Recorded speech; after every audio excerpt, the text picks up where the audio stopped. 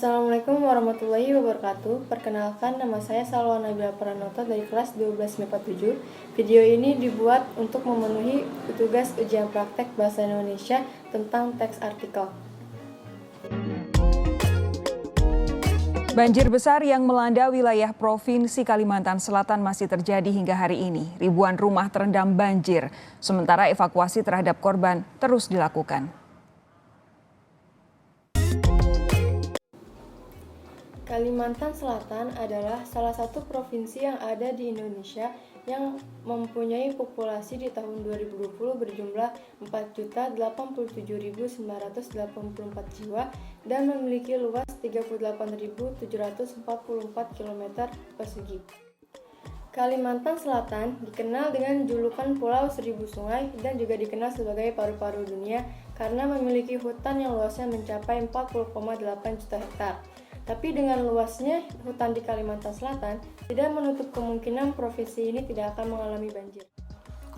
Sungai Barito di Kalimantan Selatan meluap pada Jumat tanggal 15 bulan Januari tahun 2021 karena tidak sanggup menampung curah hujan yang tinggi sejak 10 hari sebelumnya.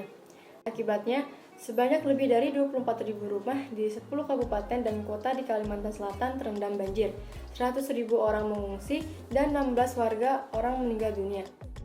Presiden Joko Widodo menyebutkan, ini pertama kalinya selama 50 tahun terakhir Kalimantan Selatan mengalami banjir besar. Tidak sedikit juga masyarakat Indonesia yang terkejut dengan bencana ini. Sesuai pernyataan yang disampaikan oleh Presiden Joko Widodo, faktor yang menjadi penyebab terjadinya bencana ini adalah curah hujan yang tinggi selama 10 hari berturut-turut, sehingga daya tampung Sungai Barito yang biasanya menampung 230 juta meter kubik air, tidak bisa menahan air yang masuk sebanyak 2,1 miliar kubik air. Namun hal tersebut bukanlah satu-satunya penyebab terjadinya bencana banjir di Kalimantan. Wahana Lingkungan Hidup Indonesia (WALHI) Nasional mengungkapkan bahwa ada faktor lain yang menyebabkan terjadinya banjir di Kalimantan Selatan, yakni alih fungsi lahan yang membuat daerah serapan air berkurang.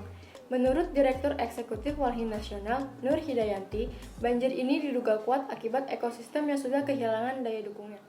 Bisa kita lihat salah satunya dari menurunnya populasi hutan di Kalimantan sejak 10 tahun terakhir. Lewat keterangan resminya, LAPAN, Lembaga Penerbangan dan Antariksa Nasional, melaporkan sejak 2010 sampai 2020 memang terjadi alih fungsi lahan yang signifikan. Secara lengkap dijelaskan, dalam 10 tahun terakhir hutan primer di Kalimantan Selatan berkurang sebanyak 13.000 hektar. Hutan sekunder berkurang 116.000 hektar, sawah berkurang 146.000 hektar, dan semak belukar berkurang 47.000 hektar. Sementara di sisi lain, perluasan area perkebunan meningkat secara signifikan, yakni sebesar 219.000 hektar.